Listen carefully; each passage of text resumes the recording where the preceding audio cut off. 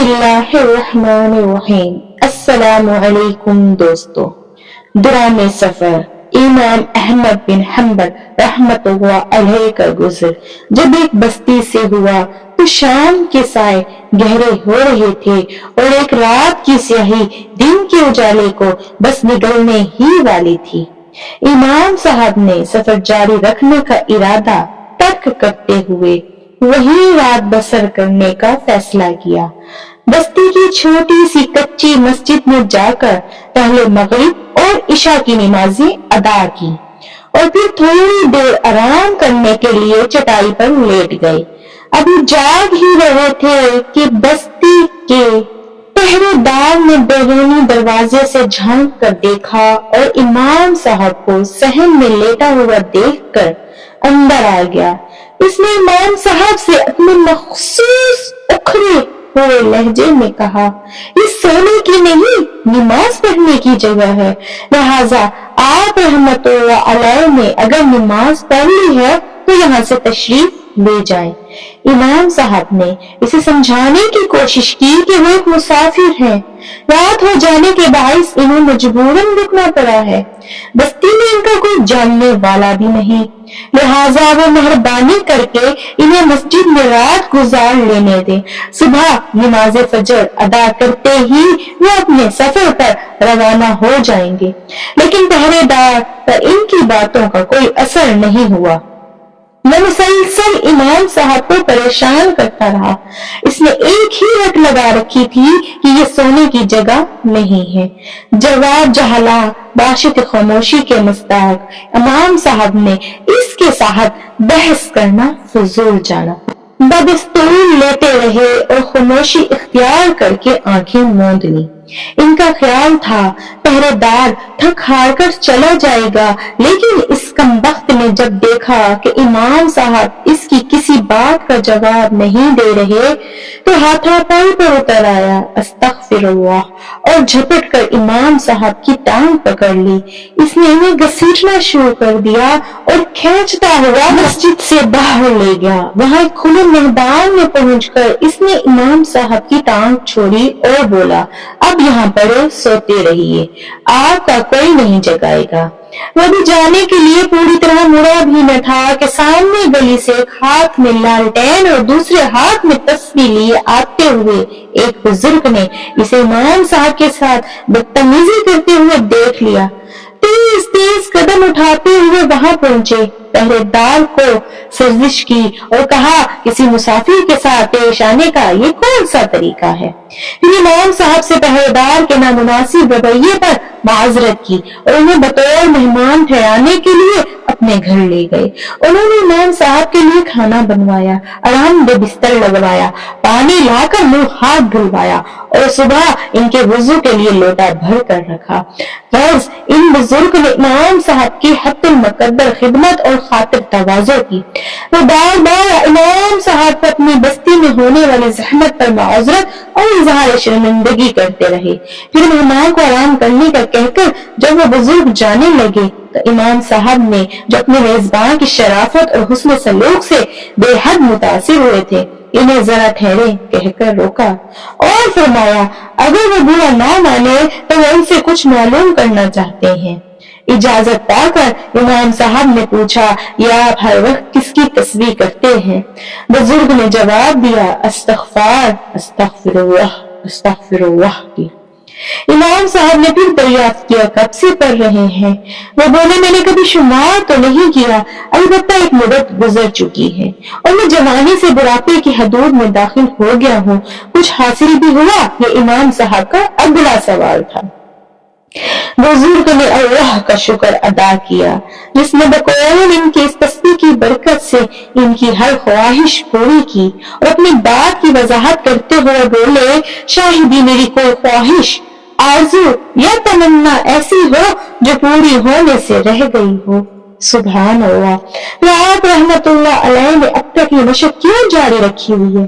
یہ امام صاحب کا دوسرا سوال تھا۔ اپنی آخری خواہش کے تکمیل کے انتظار میں بزرگ نے جواب دیا اور بتایا کہ میری آخری خواہش امام احمد بن حنبل کی ہے کہ میں ان کا پیروکار ہوں اور میں چاہتا ہوں کہ مرنے سے پہلے کسی طرح ان کا دیدار کر لوں۔ سبحان اللہ، یہ سننا تھا کہ امام صاحب کچھ دیر کے لیے سکتے میں آ گئے۔ ان کی حالت دیدنی تھی اور عشق اور حسرت کے جذبات سے مغلوب ہو کر مسلسل اپنے میزبان کو دیکھے جا رہے تھے۔ پھر جب اس کیفیت سے نکلے تو اٹھ کر ان سے بغیر ہو گئے، رنگی ہوئی آواز میں بولے تو پھر لو خون جی بھر کر دیکھ لو، میں ہی احمد بن حنبل ہوں۔ سبحان اللہ، جسے آپ کی خواہش پورا کرنے کی خاطر ٹانگ سے پکڑوا کر اور گھسیٹ کر یہاں لایا گیا ہے۔ امام احمد بن حنبل رحمۃ اللہ علیہ ربیع اول 164 ہجری میں پیدا ہوئے۔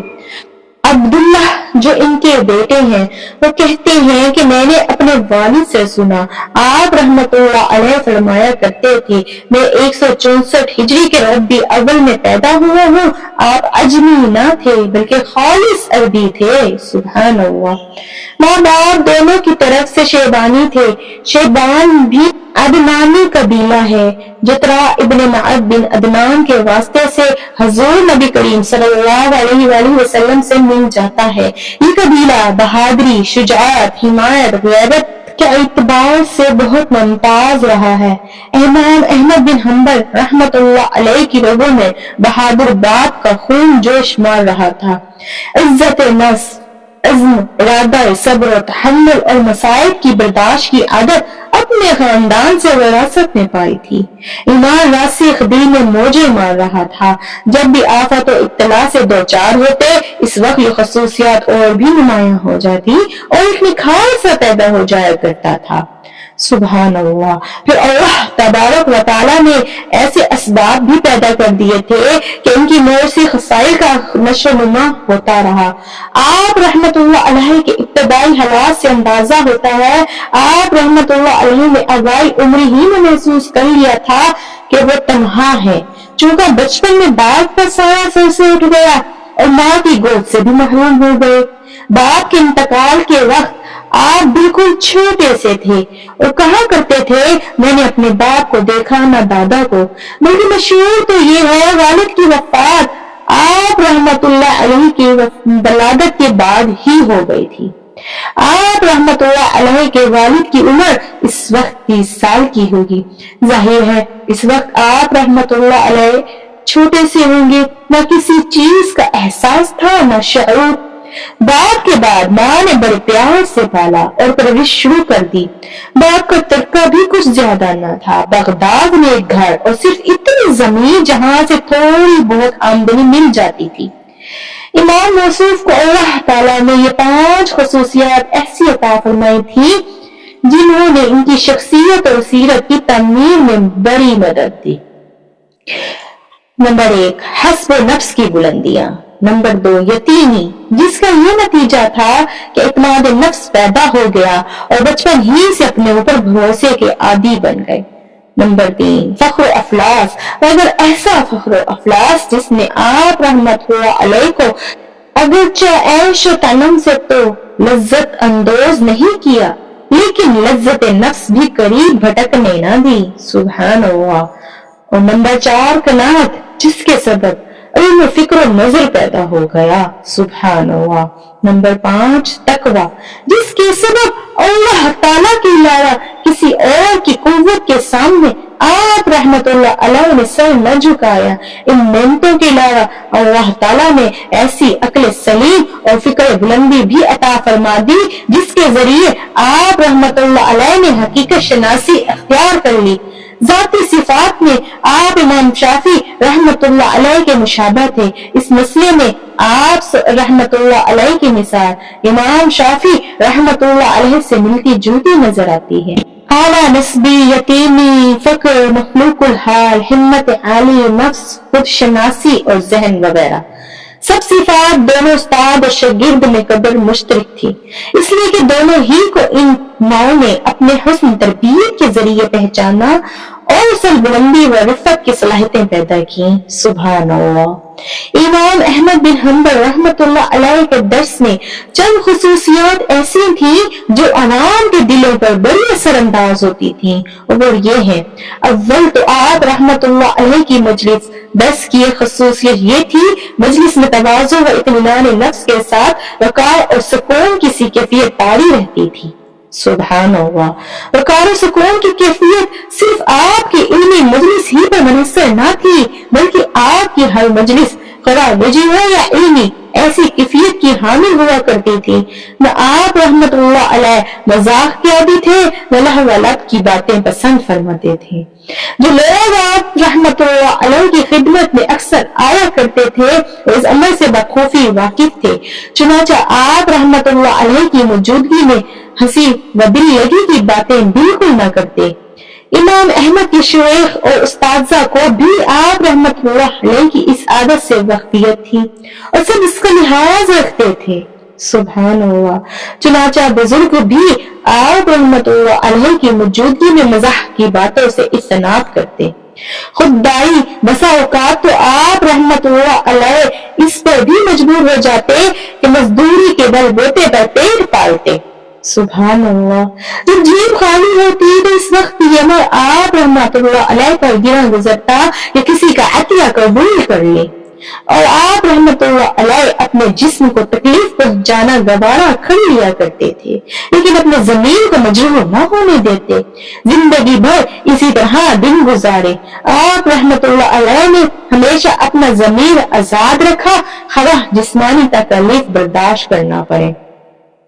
اس ماحول میں امام صاحب زندگی گزارتے تھے، زندگی کی سختیاں برداشت کرتے، عسرت و تنگ دستی کا مقابلہ کرتے، مگر عطیات اور تحفظات قبول نہ کرتے۔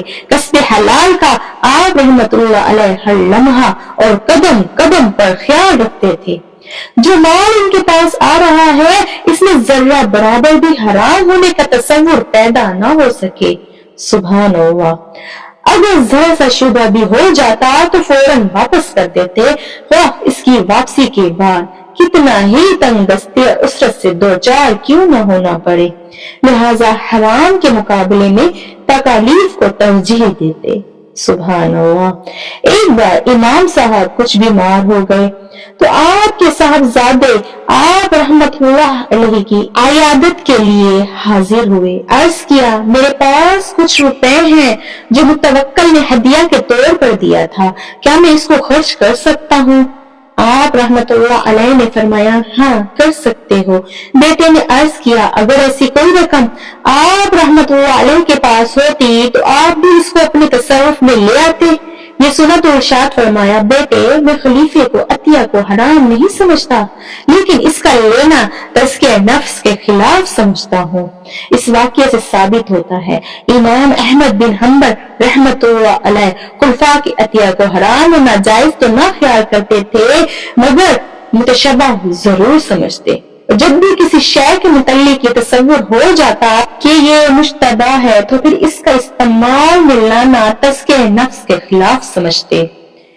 امام احمد بن حنبل رحمت اللہ میں چوتھی اور نابل امتیاز خصوصیت یہ تھی کہ آپ طلب حقائق میں انتہائی اخلاص سے کام لیتے تھے، اور اس خصوصیات کے سبب آپ رحمت اللہ علیہ اپنے دوسرے معاصرین کے مقابلے میں ممتاز نظر آتے تھے۔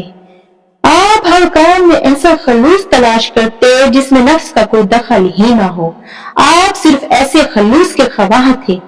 ایک بار آپ رحمت اللہ علیہ کو حج کو جا رہے تھے، راستے میں ایک جگہ ایک لڑکی کو دیکھا، اس کے ہاتھ میں ایک مری ہوئی چڑیا ہے، اس کو چیر رہی تھی تاکہ کھا لے۔ آپ رحمت اللہ علیہ ٹھٹ کر وہیں کھڑے ہو گئے اور لڑکی سے دریافت فرمایا، یہ کیا کر رہی ہو؟ اس نے جواب دیا، میں اور میرا بھائی یہاں بالکل بے سہارا پڑے ہیں اور ہمارے پاس کچھ نہیں ہے، نہ کھانے اور پیٹ پالنے کا کوئی سما ہی نہیں ہے اور کوئی اور صورت ہی نہیں ہے۔ ہمیں فاقے سے آج 3 دن گزر گئے ہیں اور مردار بھی ہمارے لیے حلال ہو گیا ہے۔ ہمارا باپ ایک مالدار شخص تھا، اس پر ظلم ہوا اور تمام مال چھین لیا گیا اور اسے غیرت گروں نے قتل کر دیا۔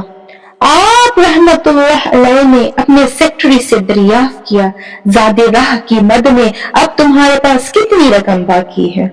इसने जवाब दिया 1000 दिनार। इमाम साहब ने हुक्म दिया इस रकम में से सिर्फ 20 दिनार अपने पास रहने दो जो हमें काफी हो जाएंगी, बाकी रकम इस लड़की को दे दो, ये काम हद से ज्यादा सवाब का बाइस है। और फिर वो वापस चले गए। सुभान अल्लाह। बेशक दोस्तों, अल्लाह वाले हर वक्त दूसरों की मदद के लिए तैयार रहते हैं। हजरत इमाम अहमद बिन हम्बल की जिंदगी भी हमारे लिए मिसाली नमूना है कि किस तरह हम अपने लिए हलाल कमाएं, हलाल माल को अपने ऊपर खर्च करें और हराम से बचें। बेशक दोस्तों, जो अल्लाह की रजा के लिए हक और सच के रास्ते पे चलता है, अल्लाह पाक उसकी वैसे ही मदद करते हैं और उसको रिज़्क़ हलाल अता करते हैं। अल्लाह पाक हम सबको हलाल रिज़्क़ नसीब करे, आमीन। दोस्तों, अगर आपको ये वीडियो अच्छी लगी हो तो चैनल को सब्सक्राइब करके कमेंट में जरूर बताइएगा। जज़ाकल्लाह।